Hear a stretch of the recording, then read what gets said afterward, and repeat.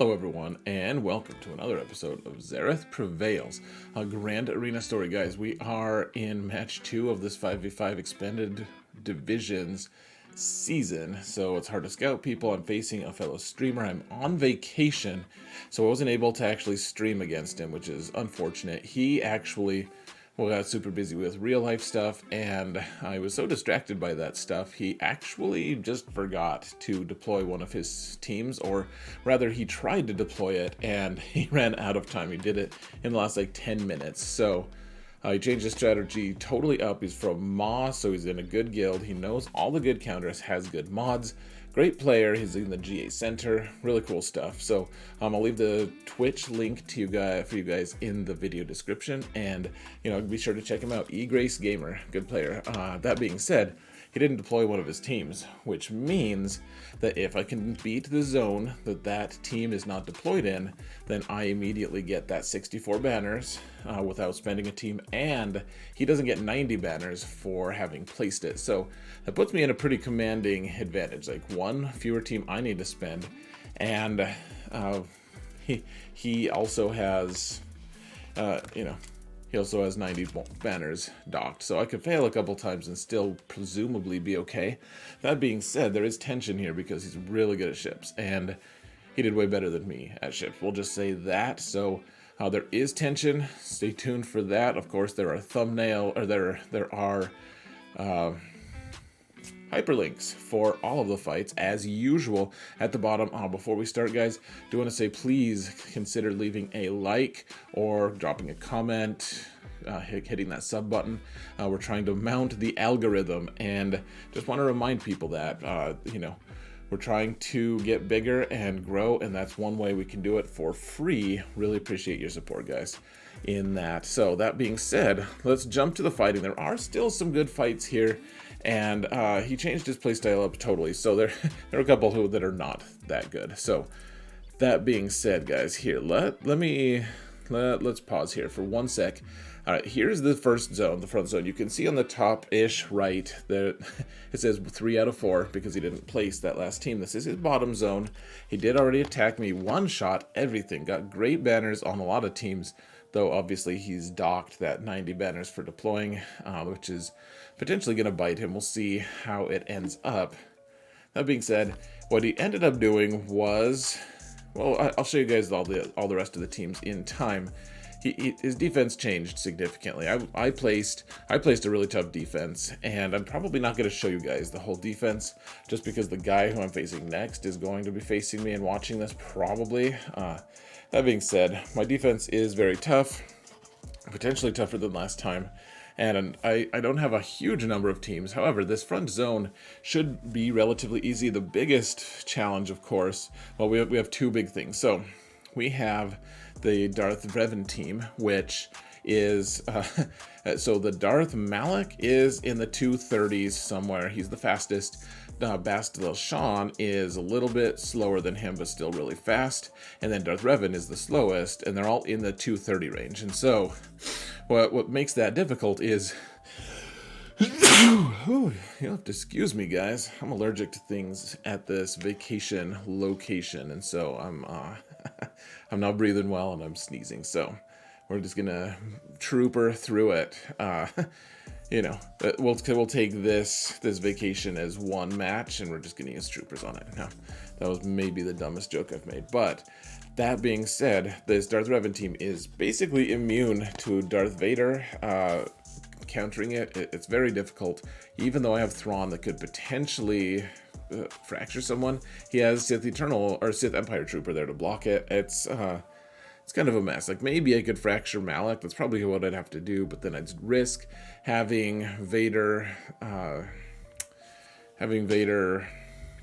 just fractured. I don't know, fractured, feared by Basti. There's a lot of things. So instead, we got to find a different solution for that. We've got to find a solution. This Grievous team, man, you guys have seen me frustrated with the Grievous team trying to use Mothra against it. I was like, all right, it's go time. Let's do this. Let's do this.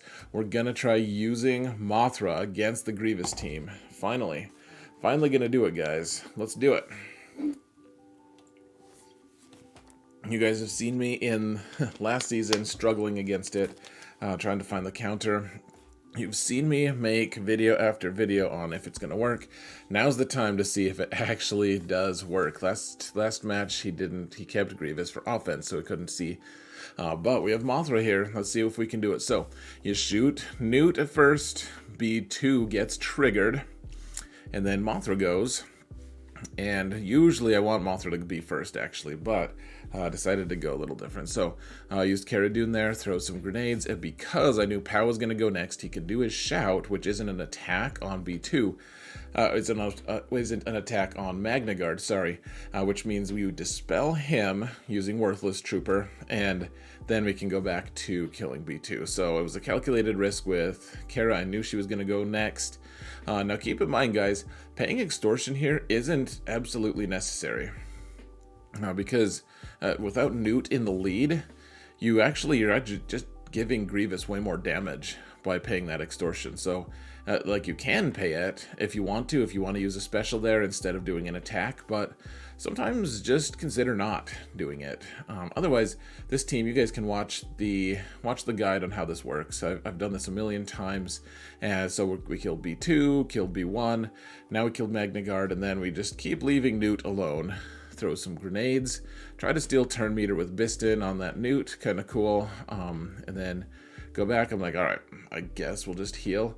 The bad thing about using this turn meter squad, like this is a full turn meter squad, and so we just get on the turn meter train and go. None of them have good hit points except for Cara, so you get AoE'd so much for killing various members of the Separatist team. You're basically just gonna get a 55 or 56. That's the downside to using this team. However, so far, at least in my testing and everything, this has been pretty consistent. Now, let's go to the next squad. We've got to take out this Darth Revan team. And so I was like, oh, I was like kind of stressed out. Like, what? Should I use one of my Galactic Legends? What should I do? And what I ended up deciding on was, I was like, oh, we got troopers. We got troopers. We can do this.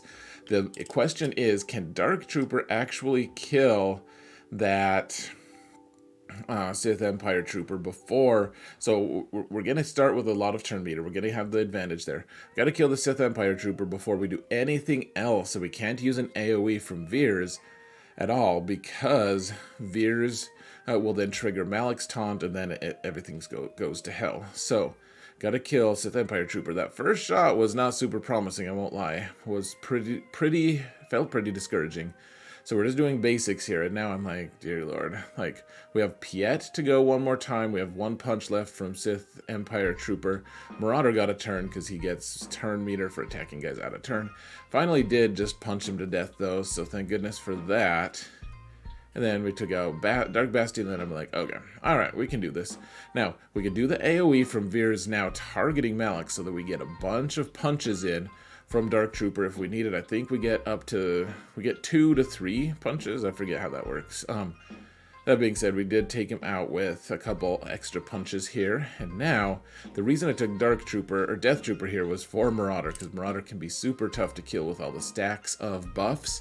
You get, like, all of these stacks.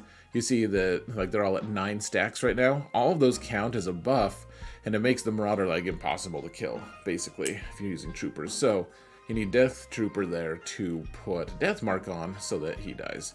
That being said, 57 is pretty good for a Darth Revan team that has extremely competitive, hard to deal with mods. And now, oh, we gotta click the transition, sorry. My setup here is a little weird, because if I haven't mentioned it 8 million times before, I am on vacation. So, this last team, folks, I was like, all right, let's use, I guess we can use Mandalorians here. We can use Mandos, and we'll be good to go. Did I link the right team? Yeah, I think so. All right. Oh, yeah. So we did. Here's the issue, guys. I forgot. We have a feat where the armorer needs to be with the bounty hunter Mandalorian. And so once again, we have one more time that we need to do that. We can't do it now. We can't do it, so my next match, maybe we'll have to do something. Maybe we'll have to, I don't know. That being said, it's like, okay, we realize that that's a fail. We've got to move on. So the idea here, guys, this is the Bo-Katan team, I've been calling it, because what you do, the goal here is you get 3 ingots from armor, give it to Canderous, and then when Canderous gets a turn, he can taunt. And once he taunts, yeah, check that out. Once he taunts, though, then they hit him. He can't be like he can't be messed with at all, basically, and he just goes to town. 3 shots every time. Every time he's just going to town. Shot, shot, shot. They shoot him. He hits back 3 times. It is a mess for them. We get a 58. Pretty cool team. They're not optimized for turn order, though, guys. Just to be real clear, not optimized for turn order. We need to deal with that. We need to work on that. But still pretty cool. Works on these, like, really weird B- level teams. So you can see in the back, my opponent decided to go, normally he puts down like 2 Galactic Legends, he puts a bunch of really good teams down. He decided to go, he knows that I place a really tough defense. He wanted to make sure he could clear, which he did one-shot me. You know, my defense is very tough. He decided to go full cheese on me, and we're going to expect that from week 1, right? Of the expanded divisions. Anyways, we have to place 4 extra teams. It's not easy. It is super tough to decide what to do in Division 2 or Division 1. Division 2 has it easy. No, I mean, you do, but so anyways, he placed some garbage. He did place a Padme team. The one that baffles me is like, why is Krennic not in the leadership slot? Why do we got troopers, stormtrooper there? But that being said, we got to go to the top here now, and he's got okay teams. I forget what the top one is. You can see he's got an armor lead. Well, you can't really see it, but armor lead on the bottom there, and otherwise, I mean, they've got a Beskar team with a 330 Kuiil, so we've got to deal with that. We've got the Geos and something. We'll eventually kill it, I think. Maybe we won't. Maybe that's the tension. It's not a Galactic Legend, though. All right, so we're going to do the same thing as we did last time, folks, with Bounty Hunter, with Aurra lead Bounty Hunters, and Moff Gideon, because we can't outspeed that Kuiil. If we could outspeed the Kuiil, we could just do it with 5 Bounty Hunters, but this is pretty smooth anyways, as long as you don't need Gideon. So reduce all that turn meter, because Gideon has to be faster here, folks, just to be clear. He needs to be faster than Kuiil for this to work, which shouldn't be hard, but sometimes it's tough. Okay, so we're all in stealth, so we can do things like try to use a basic on Aurra to stun people who can normally shoot us back, and it doesn't matter. Otherwise, so Veteran Han, I decided not to shoot him. We can't stun Kuiil right now. We can't stun Nest because she has high tenacity. We just want to get that one big hit off with Mando, and if we don't want Veteran Han to take turns or anything, we don't want him to do anything. So I decided not to shoot him or try to stun him with Bosk. Just knowing what that madman will do. It's a huge mess. So we're all debuffed to hell. It's not fun. We did kill Mando right away, though, or Bando right away. So forever sealing that Mando is better than Bando. No, but I mean, it's sad, right? Like we can't. I have enough teams. I could have messed around. I easily could have gotten that armor plus Mando feat here, and I blew it. Totally failed. I even had one fewer team I had to take out. Like, in the end, you'll be shocked at which team I don't end up using, in fact, on the ground. So, that being said, I'm interested in getting good banners here, obviously, getting good practice in. So we take out Veteran Han as we can, using stealth to our advantage. As we're in stealth, we can shoot him, they can't hit us back. And then otherwise, we're just waiting for our shot. Don't want to throw away our shot until Nest gets taken out. And then I was like, ooh, you know what we can do? Let's use Mando. Like, there's another feat that that says we have to get kills with like Jango and Mando and Bando, all the O's. Like all the different characters from the Mandalorian series, I think. Like Armor, it qualifies as one of them. We have to get kills with those guys. I'm like, why don't we try to milk this and see if we can just get 2 more kills with Mando? Like, we have time. Why don't we just do it? Let's just make it happen. So, just say taking our time, because feats are important. If you want to get top 10, feats are important, right? So, that being said, I want to win as well, so we're not gonna sacrifice a win here if we can help it. So, anyways, we're doing too much damage. Now the Kuiil's gone, IG-11 just folds like a sack of suet, and we can move on. Oh, there it is. It's the Mothra team. It's the turn meters team, except Scared Rebel Pathfinder's there. Oh, transitions, folks. Transitions. You can see Sith Eternal, like, poking his head out. He's like, is it my turn? I'm like, no, damn it, get back in the car. So, all right, we're using Commander Luke against an unknown team. I don't remember what team it is, guys, if we're just being honest. Oh, it's the Padme team, yeah. So, here's the thing. We have a lot of wiggle room, but... And we could easily, like, plotting it out, I could have used a few different teams, but this is one team that I feel like is just a fantastic counter, and I wanted to just try it because we're in a situation where we're not as stressed. So you note that we initially shot Jedi Knight Anakin here. He's low, and then all the other shots that are going to be assisted target Kenobi. Now, this is a really tough counter if you don't have Kenobi here to switch back and forth between. That being said, actually, it's not that tough. Like, you can just target other characters, I guess. You know, it's possible. Kenobi does make it easier, though, because you can just always target him. And... anyways, Barriss, you'd think makes it tougher, but the thing is, as long as they have that bonus protection, you can't do crits, so she's not actually healing him at all here. And so we're trying to kill, I know it looks like we're trying to kill Kenobi, what we're really trying to do, so notice all of the stacks here. Let's actually just pause it for 1 second, folks. Let me get the pause on. Now note the stacks of translation here on our characters. This is a very important thing so you don't time out, actually. I've seen people time out against really well modded Padme teams, and this is one of those really well modded Padme teams. Here's the thing, you need to get those stacks of translation up so that you can constantly, the only way you can consistently kill Padme is through AoEs from Chewie, big hits from Han, and AoEs from Chupio. So you need to get those as many times as you can, which means you need to be doing your specials on Kenobi, which means you get 3 stacks of translation, and then when 3PO goes, you use his basic to reduce everyone's cooldowns by 1. So that's what I'm trying to do here. That's the entire goal. So we're just using specials all the time, because every time you do a special, you gain a stack of translation, and then you can continue on. So, you know, this is pretty important. Now, this is relevant because there's not a stack of protection up on Padme. Maybe I should have contrived to do that, in fact. But, you know, we've got...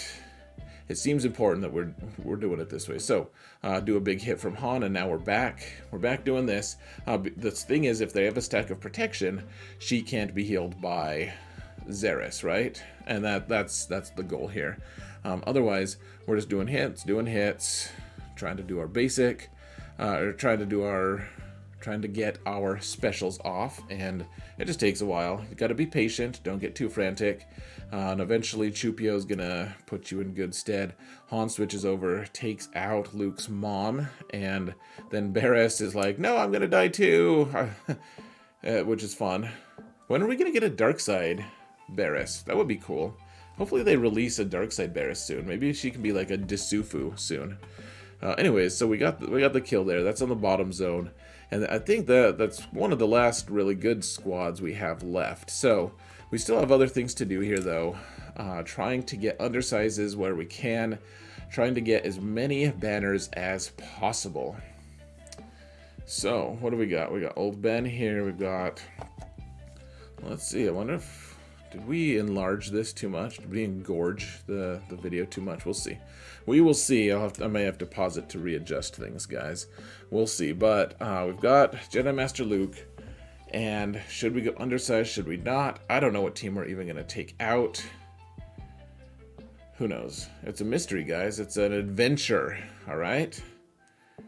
So we can do stuns, we can do AoEs, we can do all this stuff. Undersized, we need to get that feat anyways. So, oh, it's against Geos, which is a huge threat, actually. So, we do this. Ooh, hold on, folks. We definitely have this enlarged a bit too much. I apologize for having to fix this right in the middle of a video, but apparently my setup is not as cool as I thought it was. It's kind of fun. kind of fun to have to fix this in the middle. It's embarrassing, in fact. It's not fun at all. Okay, let's continue. So, we've done an AoE. What will happen next? What will our intrepid heroes come up with next? So, I mean, we've got the stun, we've got the AoE, we've got... Gosh, it's just pretty ludicrous how good this team is against Geos. I mean, it's a galactic legend, right? So, Luke was actually the guy who prevented the full clear last match and decided to keep him on offense this time for reasons. And took out that Brood Alpha just because I was like, well, I may as well just be targeting someone because they share the same health pool. The real goal here is to get his ultimate. Guys, if you don't have his ultimate yet, consider doing that because it resets cooldowns, it does more damage, it does all sorts of things. It's actually a good, ability, guys. His ultimate is good. People don't think it is, but it's very worth doing. You know, I can see it if you're like, for sure gonna go for Sith Eternal, like immediately gonna get him unlocked soon, but guys, just his ultimate's good and it's necessary. What's more, it's necessary to be able to counter a bunch of high-end teams. So, ooh, look at that. Can you guys hear the clocks in the background? One of the features of this place that I'm at. Okay, so we're using Grievous here. I was like, we don't need to use Grievous. We could use a few other good teams. I have Jedi Revan available and stuff. We could totally just take this out. I was like, let's see what Grievous can do, though, for fun. Just for funsies, just see what it can do. So the big feature of this Mando team is that they have a ton of bonus protection that's not dispellable. So we're doing a ton of damage, can't actually get anything to land. All right, well, we can get the debuffs to land. So we're getting all the turn meter. Like, look at all the turn meter we're getting. Like, they're not getting a turn at all because we're turn meter heavy. And, yeah. People who say that Grievous can't be efficient are crazy, by the way, guys. So you're not going to get a 60 usually. 60s are pretty rare with the Grievous team unless you undersize. And even then, sometimes it can get dicey. But what happens is you get so much turn meter that you can... They just don't get a turn. So you can heal one character here. It's either B2 or Magna Guard. The other one takes a hit on protection and you get a 58, you get a 59 at worst. Take out the team. And I just wanted to see what was going to happen there. So...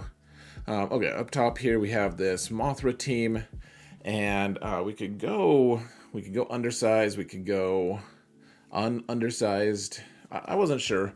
You know, it's a pretty squishy team, really. And I mean, this is the combo that I like the most. Frankly, Vader with Wat and Thrawn take out a ton of these B-level teams. So as long as your Vader goes first, which my Vader's super fast, he's going to go first. Thrawn can actually go first as well. That's what happened. He just passed the turn to Vader, I think. Or no, Vader went first because all these are rebels, so they gave him an extra 40 speed, which Thrawn is like, WTF, Vader, you're super quick. So go into Merciless, and then POW is the squishiest. And then Scout is probably the next squishiest unless it's Biston. And then we have Scarif Rebel Pathfinder, who we could try to take out. I was like, sure, why don't we at least give him ability block. Pass the turn to Vader from Thrawn. Thrawn's like, just keep doing it, man. So, we got that. And then, so I think, I think I could have gotten...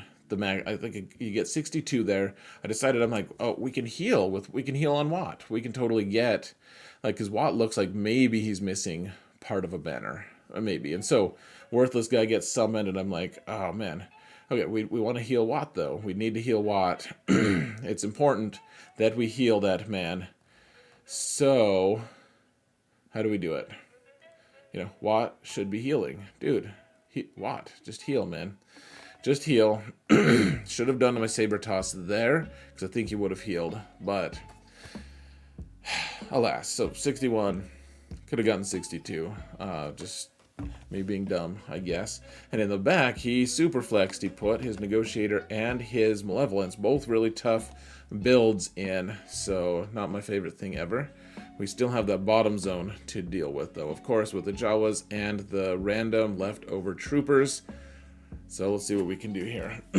Once again, want to use my bad batch just to see. We get an undersize, do some stuff. I do have Jedi Knight or Revan with I guess I already used Luke, but we have a Jedi Revan team. But we also have Sith Eternal. So, all kinds of good stuff. Decided to use Bad Batch here just to get more experience with them.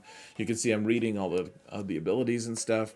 This team is super complex, and I hear that there was some kind of announcement recently that there's going to be like a big reveal for a 5th member of their team or something. I heard it was Omega. I don't know. I'm not in the know. This is all just general hearsay for me. So maybe I know what I'm talking about, maybe not. But I certainly don't know what the hell I'm doing here with Bad Batch. I'm just like, ooh, let's just push buttons. Making a point, though, to read my abilities and know what they're doing before we do anything. So your guys' guess is as good as mine. You can see that Wrecker is ready to do an AoE to stun everyone. So that's kind of what I'm waiting to do. Decided to pass a turn to him, or at least give him an ability. Maybe I gave him some turn meter. I don't remember now. I don't remember all these abilities, guys. It's tough. This SWAT is so tough to me. Hopefully we get that 5th member and everything clicks for me. That being said, look at that. Wrecker goes in. He doesn't wreck everything, but he stuns everyone. Now they're doing abilities that reduce health and protection, and the whole team is just melting. This team is so good. Just going in this endless loop of stuns and dispels, and it's super fun, guys. It is super fun. 61 banners, no problem at all. Not even close to threatened. Need to get more relics on these guys, though. And then finally, we're like, all right, Sith Eternal Emperor, I guess you can have a turn. So these Jawas could be an issue. They're only level like 70, 75, each of them. So you find Scavenger, because he's the one who applies all of the passive grenades. And I'm like, can we get a 64 here? That's the question. So take out Scavenger. And then I'm just not even going to mark people. We're just going to hit people here, because the Jawas can't do much damage. They're probably not going to be able to dent me enough to actually get me to be able to take a banner. So not even worried about ultimate. Get 64 there and call it a day. Now we've got fleets, and the ironic thing, guys, is if we don't take out fleets, if we lose to fleets, then we still lose. Like, he's still far enough ahead because he full cleared me that he can totally take me out. So we've got fleets, and I decided to do something a little bit dangerous. I kept Tarkin on offense this time. So decided to use my Empire fleet against his Negotiator. I practiced it like 5 times in arena beforehand even, guys. And it looks like maybe we're gonna have to shrink this box as well. Let's get it preemptively shrunk, shall we? Here. Alright, you guys can just watch as we're doing it. So, you get the abilities. So you have Gauntlet. You have to have Gauntlet to start with against that team. There we go. So you have Gauntlet start, do the big hit on Anakin, and you have to have relics on all of these. And then I have relic 6 TIE Fighter Pilot does his special on Anakin, and the hope, of course, is that you get him below that 40% line so that the AI puts the ability, the Undying Loyalty on him instead of doing an AoE. AoE is actually okay in some circumstances anyways, but now, because it has BTL, we can actually shoot one more time. We can do the basic, or we can do the AoE on Tarkin. The basic does a little more specific damage, and we need to get enough damage. The AoE sometimes doesn't get enough from here. So, and as long as we can do that, we have a pretty decent chance of winning. So do the basic here. They do the Undying Loyalty. I was like, nice, we've got this. We can totally do it. We're gonna win. We're gonna do it, guys.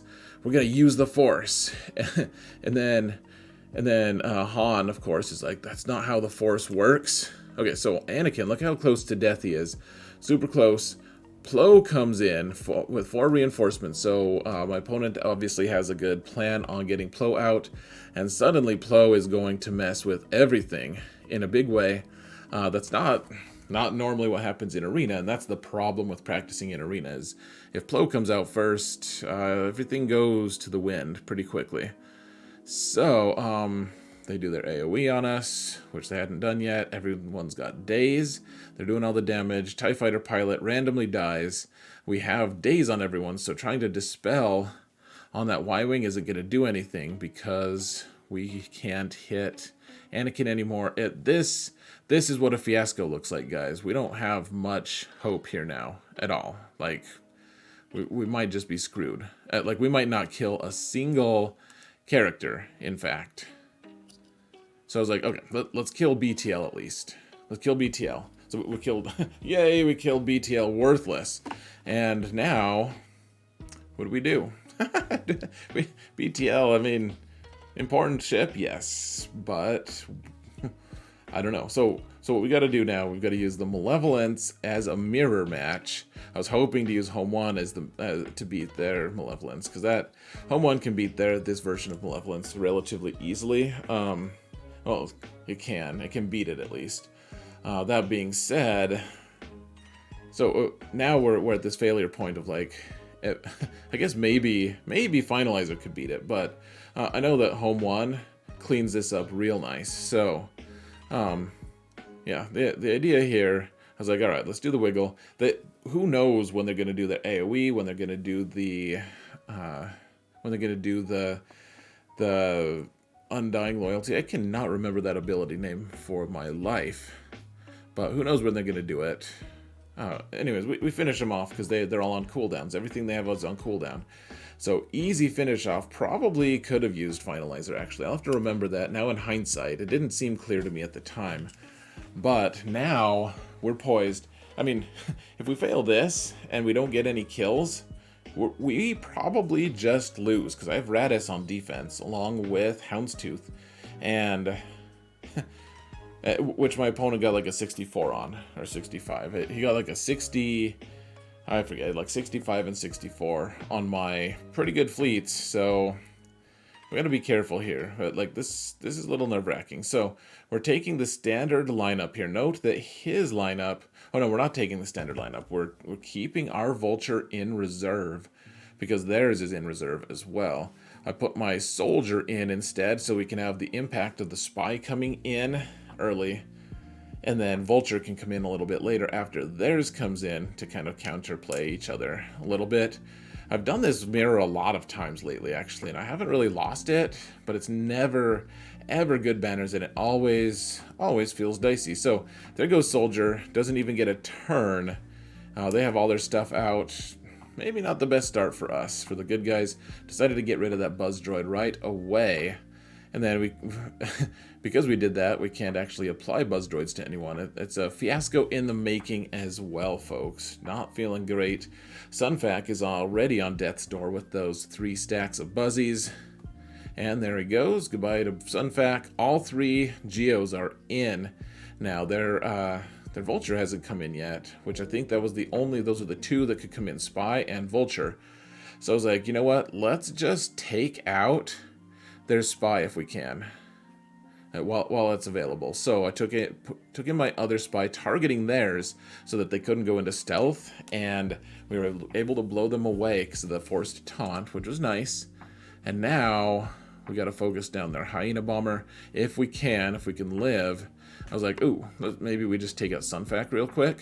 Not so much. We're pretty close though, and plus he was the only taunter. So oh, there's their Spy. I guess I took out their Soldier instead. Sketchy. But I was like, yes, this is going to work. We're going to get Buzz Droids on the Soldier. They're going to go into, or on the Spy, they're going to go into stealth and eventually just die or something. And then they didn't die because they got cleansed by Malevolence. Eventually, though, we took out Hyena Bomber.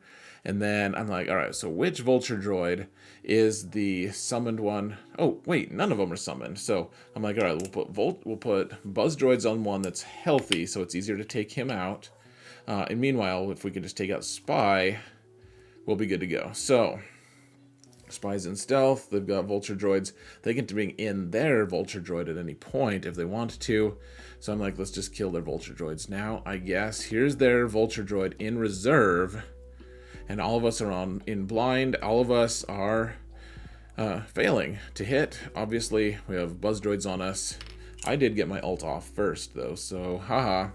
And as long as we can kill that spy, then we still have to kill their vulture though. And you can see no banners. We got the win. Pretty dicey. 56. Thank God that we cleared.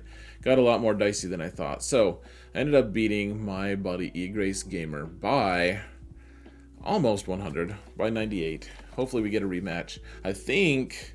So here's my thoughts, guys. I don't know. I think there were a couple points where I could have gotten more banners, potentially.